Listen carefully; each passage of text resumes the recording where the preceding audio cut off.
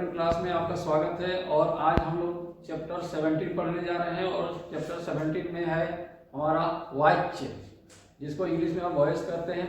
तो वाच्य को हम लोग जानते हैं कि वाच्य किसको करते हैं। तो वाच्य यहाँ लिखा है कि क्रिया के जिस रूप से हमें यह पता चले कि क्रिया किसके साथ है, वो कर्ता के साथ है, कर्म के साथ है या भाव के साथ है। तो हम जब जानते हैं कि इस वाक्य में क्रिया जो है वो कर्ता के साथ में है या कर्म के साथ में है या भाव के साथ में है, तो उसको हम वाच्य कहते हैं। अब वाच्य में वाच्य के तीन भेद होते हैं।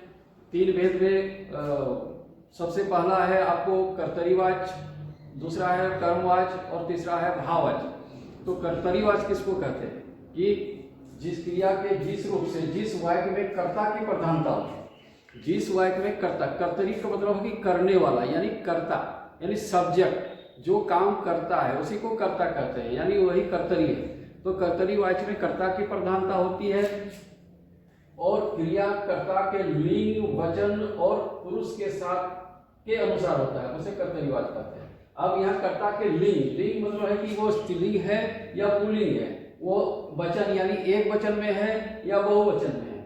पुरुष अर्थात उत्तम पुरुष, मध्यम पुरुष और ऐन पुरुष यानी first person, second person, third person. तो वाक्य में कर्ता ये पुरुष के अनुसार होता है, उसको कर्तरीवाच्य कहते हैं। जैसे यहाँ पर लिखा है कि सरिता गीत गाती है। सरिता क्या गा रही है? गीत गाती। कौन गा रही है? न सरिता, गाने वाली यहाँ सरिता है, इसलिए सरिता यहाँ कर्ता है यानी कर्तरीवाच्य है। तो इस तरह से क्रिया से हमको पता चलता है। और ये सरिता क्या है कि एक लड़की है यानी स्त्रीलिंग है, और सरिता यानी एक लड़की है तो यहाँ पर एक वचन है। तो यहाँ ऐन पुरुष में है सरिता, नाम है, लड़की का नाम है, वो स्त्रीलिंग है और वो ऐन पुरुष में है। तो इस तरह से वचन भी एक है, एक ही लड़की गा रही है।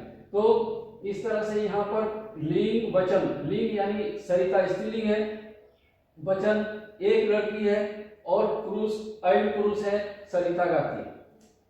इसमें अकर्मक और सकर्मक दोनों ही क्रियाओं का प्रयोग होता है। अकर्मक और सकर्मक क्रिया जब हम लोग पढ़े थे तो अकर्मक पढ़े थे, जिसमें सिर्फ कर्ता की प्रधानता होता है, उसमें कर्म नहीं होता है, उसको अकर्मक क्रिया कहते हैं। जिसमें सकर्मक यानी कर्म के साथ होता है उसको सकर्मक कहते हैं, यानी जिसमें कर्म होता है उसको सकर्मक। तो इसमें अकर्मक सकर्मक दोनों आ सकता है। कर्मवाच्य जिस वाक्य में कर्म की प्रधानता हो, कर्मवाच्य हम किसको कहते हैं? जिस वाक्य में कर्म की प्रधानता होती है। कर्म यानी ऑब्जेक्ट जिसको बोलते हैं, कर्म होने जिस पर क्रिया संपादित होता है उसको हम कर्म कहते हैं। तो जिस पर क्रिया संपादित होता है, जिस पर काम होता है, तो जिसमें कर्म की प्रधानता होती है, क्रिया का लिंग, वचन और पुरुष के अनुसार होता है, उसे कर्मवाच्य कहते हैं। यानी इसमें भी लिंग, वचन और पुरुष, लिंग यानी स्त्रीलिंग और पुल्लिंग, वचन माने एक वचन बहुवचन, और पुरुष मतलब ऐन पुरुष, मध्यम पुरुष और उत्तम पुरुष।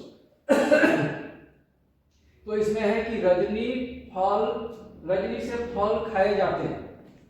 यहाँ पर खाए जाते हैं, क्या खाए जाते हैं? यहाँ पर फल खाए जाते हैं। तो फल जो है वो हमारा कर्म है।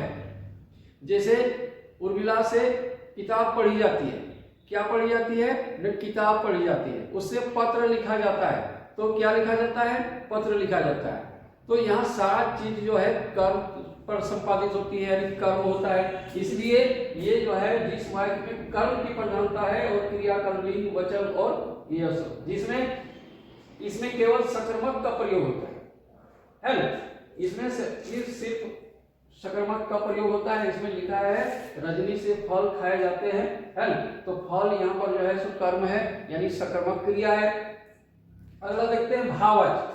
जिस वाक्य में क्रिया सदैव जिस वाक्य में क्रिया सदैव एक वचन में होता है, पुल्लिंग होता है, और क्या है कि क्रिया अकर्मक एवं भाव जो है वो प्रमुख होता है, तो उसे हम भाववाच्य कहते हैं। जैसे बच्चे से हंसा नहीं जाता, तो यहाँ पर हंसा नहीं जाता ये मुख्य है। इसमें इन क्रियाओं में क्रिया हो नहीं रही है, क्रिया हो नहीं रही, बल्कि क्रिया का भाव है।